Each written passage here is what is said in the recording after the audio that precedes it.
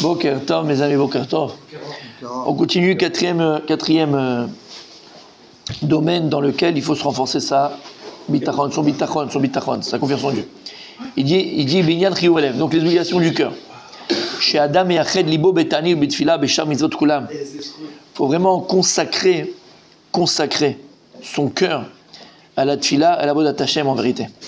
Vemimna me averot, et de s'empêcher de transgresser la parole d'Hachem et donc de faire de averot.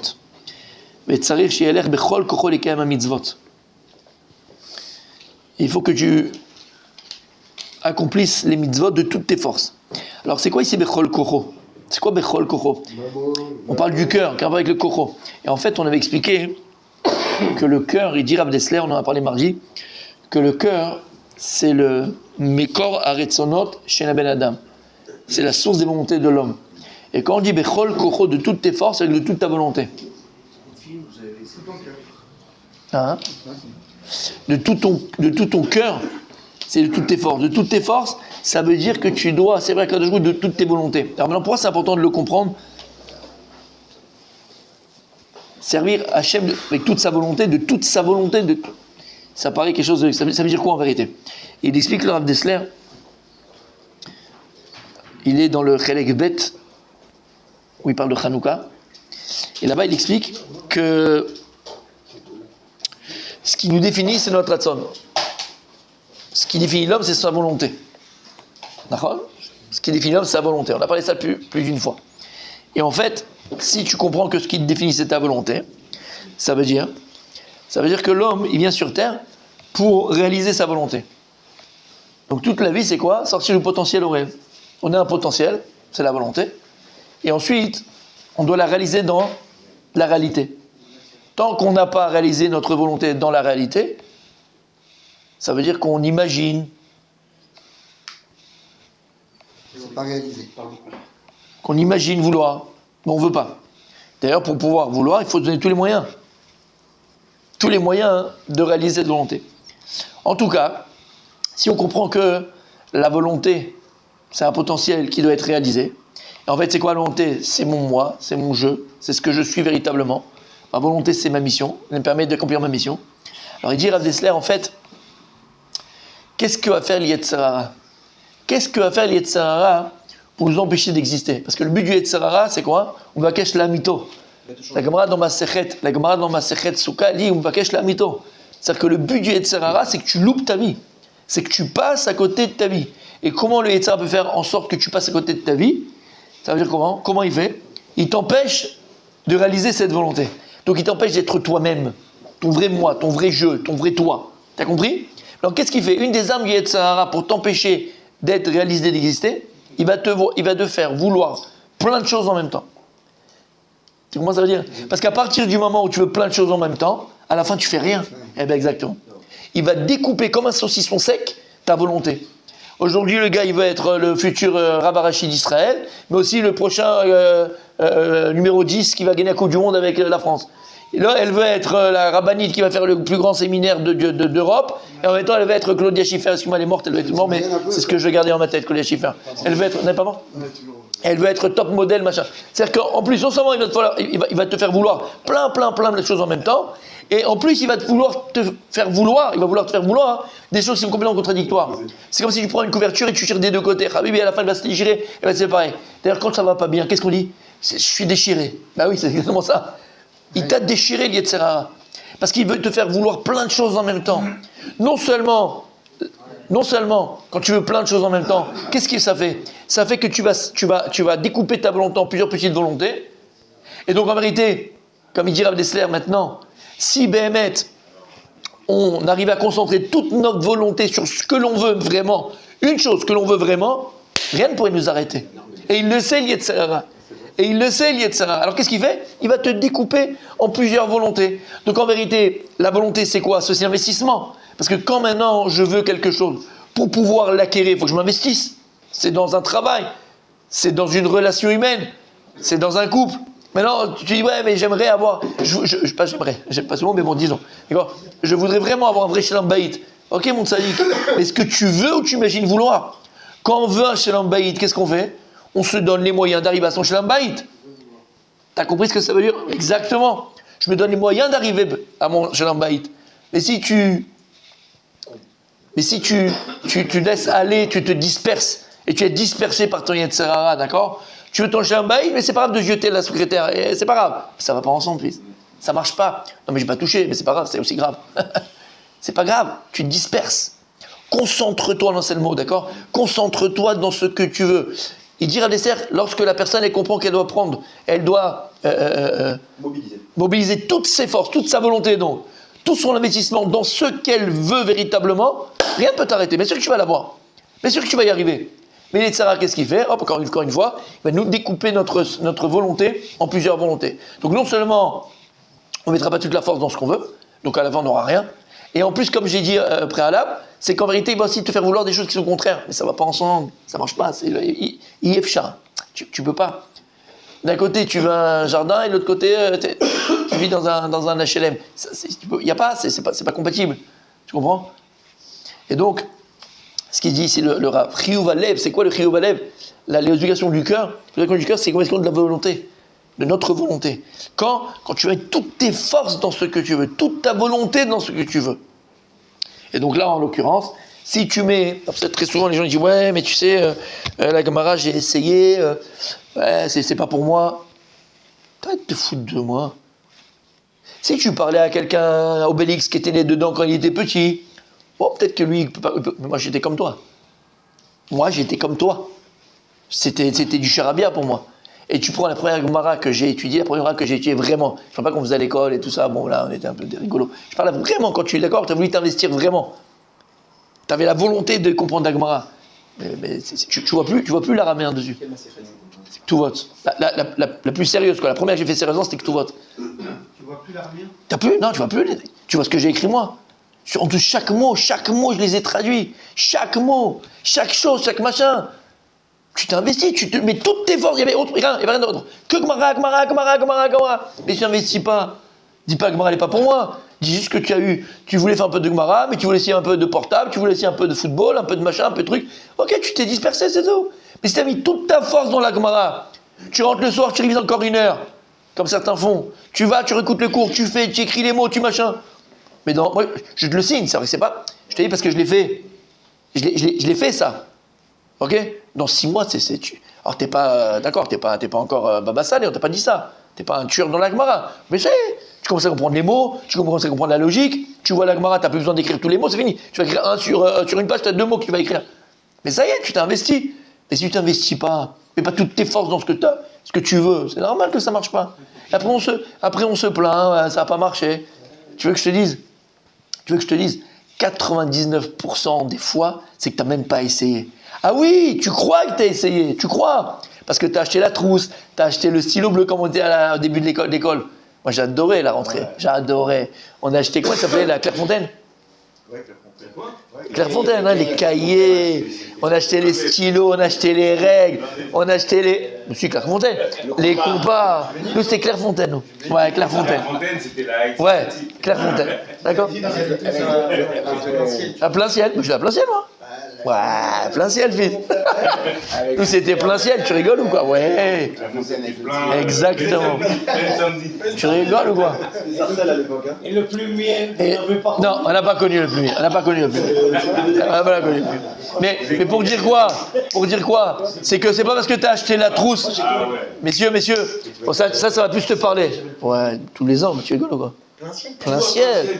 Mais les stylos, ils faisaient aussi le masgan, moi, le mien. Ouais. Et j'ai première semaine, comme je disais, t'étais là, t'achètes la trousse. Ça ressemblait à quoi ça? On a tous vécu ça. Le dimanche matin. Voilà, dimanche matin, on allait jouer au foot. La vérité, on venait avec un demi-crampon ou des chaussures un peu déchirées, d'accord? Et t'avais l'autre qui venait avec le nouveau maillot de l'OM, le nouveau maillot de Paris, avant c'était Bordeaux, le même maillot de Bordeaux, tu sais, les maillots, ils venaient avec le sac Adidas, machin. Tu vois, sur le terrain, ils ne savaient même pas toucher une balle. Donc en vérité, c'est pas parce que t'as tout la tiraille que t'es bon sur le terrain. T'as compris ce que ça veut dire? T'as compris? Donc en vérité, c'est un peu ce qu'on fait. C'est vrai que c'est bien, tu vas acheter la Gemara qui va être traduite, c'est machin, truc, avec le machin. C'est pour ça que tu sais étudier, Habibi. C'est pour ça que tu sais étudier. Tu as laissé la coupe, tu as mis des péotes, tu as mis les tzitzit dehors, tu as mis le tralala. C'est pour ça que tu sais étudier. Tu as le folklore, tu as le tmanik. C'est pas ça qui fait toi un bon joueur. Tu chantes dilettante. Quand est-ce que tu deviens un bon joueur? Quand tu t'investis, Habibi, tu mets toutes tes forces dedans. Ce qu'il dit, c'est le Rav. Chiyuv Halev, c'est que tu mets toute ta volonté dans la Vodat Hashem. Comment? Parce que tous les matins, je prends des claques, moi. J'en ai marre de prendre des claques. C'est des claques qui nous met le Rav ici. C'est des claques tous les matins, c'est des claques. Il te remet, en fait. Ce matin, c'est violent. Non, ouais, bien sûr, mais tous les matins, c'est violent. Mais en vérité, pourquoi, Tzadik? Pourquoi? Non, mais pourquoi, Tzadik? Pourquoi je dis ça? Parce que c'est Emet. Tu sais, je sais pas.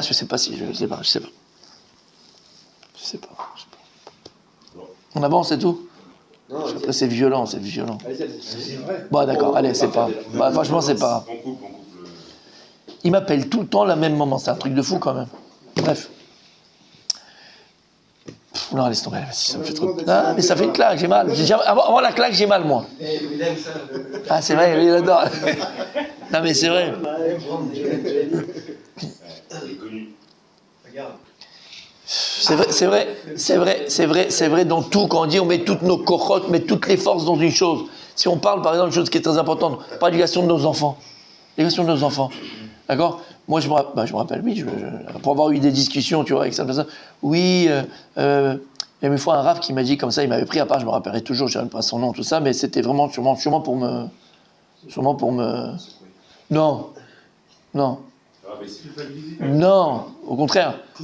Non, au contraire. Exactement. Ouais, pour m'assurer, parce que tu vois, tu m'as dit, je me rappelle, je l'avais vu à un mariage, et il m'avait dit, nous les parents, les enfants pour nous c'est un picadone, on donne le maximum, on fait le maximum, et après ils ont leur libre arbitre à eux, et tu sais, parce que mes enfants ils étaient partis les yeshivas, mais les garçons tu vois et tout ça, et j'avais les boules, parce qu'ils voulaient pas écouter. Bon, il n'y a pas de problème, après tu vas travailler à 20 ans, 21 ans, je m'en fous, mais termine, parce que tu vas gagner en maturité, tu vas gagner en plein de choses, d'accord? Mais l'enfant il le voit pas, il le comprend pas, et lui, il fait c'est ma vie, je fais ce que je veux, bah bref.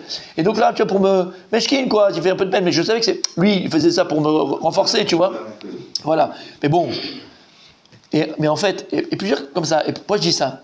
Parce qu'en fait, c'est vrai, tu peux dire, ouais, j'ai donné le maximum, ou j'ai éduqué, mais c'est l'onachon. Les enfants sont le résultat de notre éducation. En malasot. Alors oui, c'est vrai, ils ont leur libre arbitre et tout ça, tu n'es pas à leur place, d'accord? Il y a aussi, oui, ce que tu veux. Mais moi, en tout cas,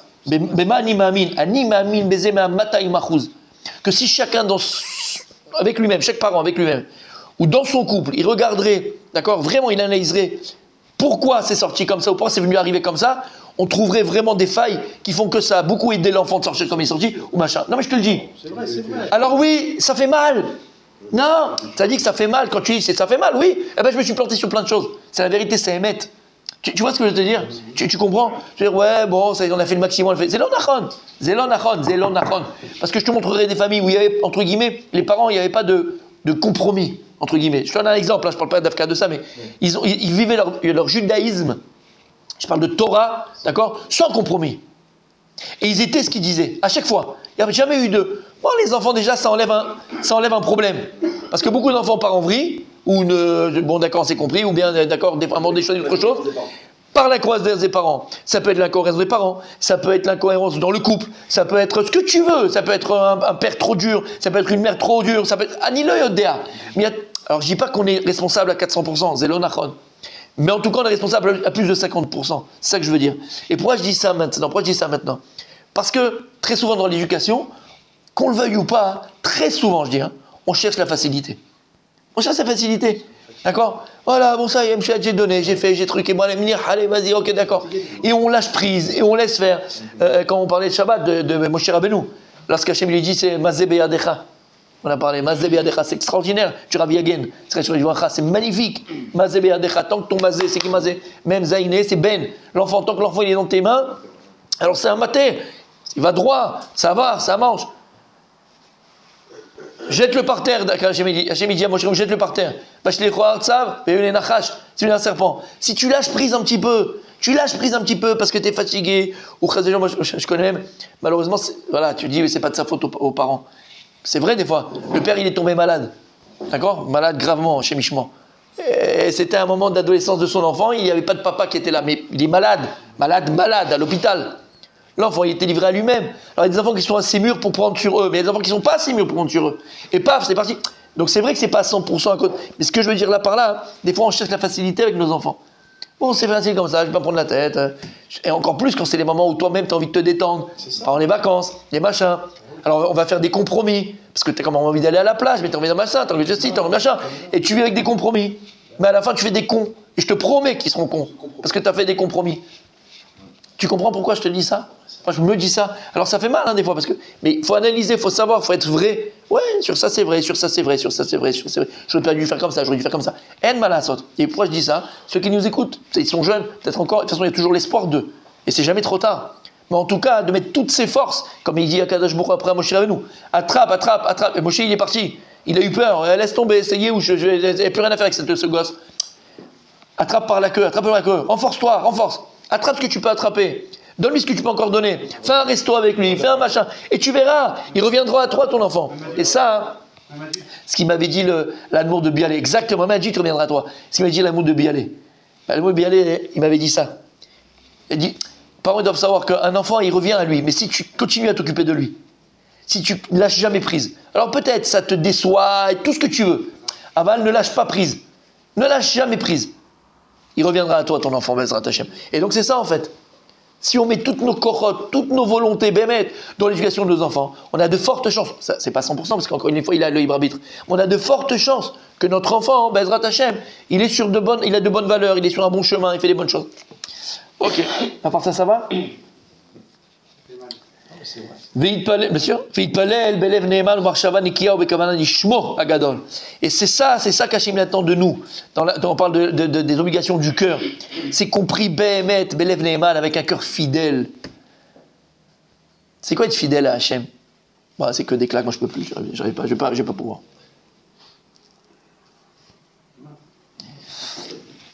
Il dit Midrash, Bni, mon fils. Je le traduis direct.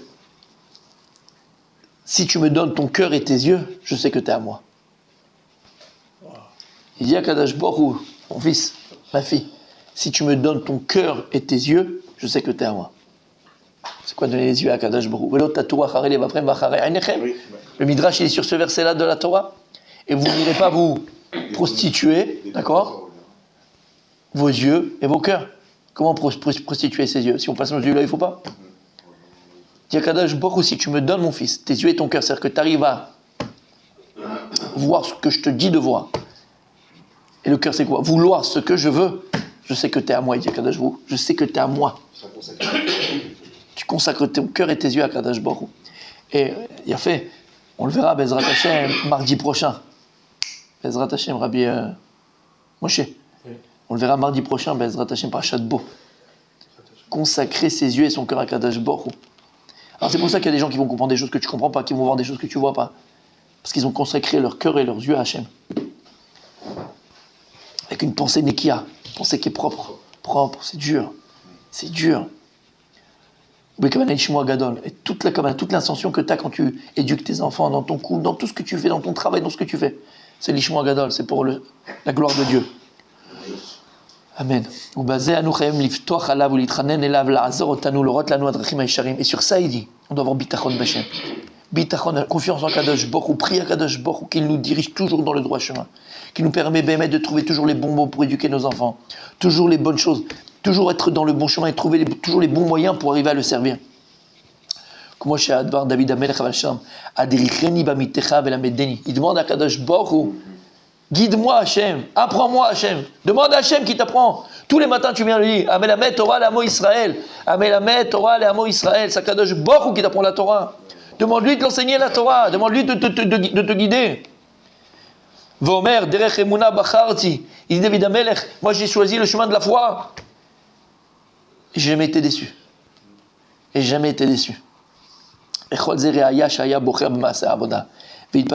il a prié sur deux choses. Il a demandé à Kadosh Baruch Hu, aide-moi, Kadosh Baruch Hu, que dans mon cœur il n'y ait que toi. Aide-moi, Kadosh Baruch Hu, que dans mon cœur il n'y ait que toi. Et écarte de mon cœur toutes les inquiétudes de ce monde-là. Pas peur. J'ai pas peur parce que je suis le plus fort, le plus intelligent, j'ai de l'argent dans le compte en banque. Je suis serein, j'ai pas peur parce que t'es avec moi. Kadosh Baruch Hu, il est là. J'ai confiance. La deuxième chose, les chasko begoufo ve'ebarav. Priez David Ameler qu'il soit toujours en bonne santé. Toujours en bonne santé. Pour que je puisse te servir, quand je suis pas en bonne santé, comment je peux te servir?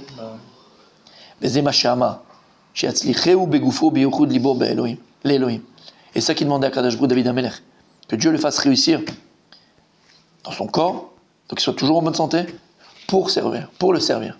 Continue demain.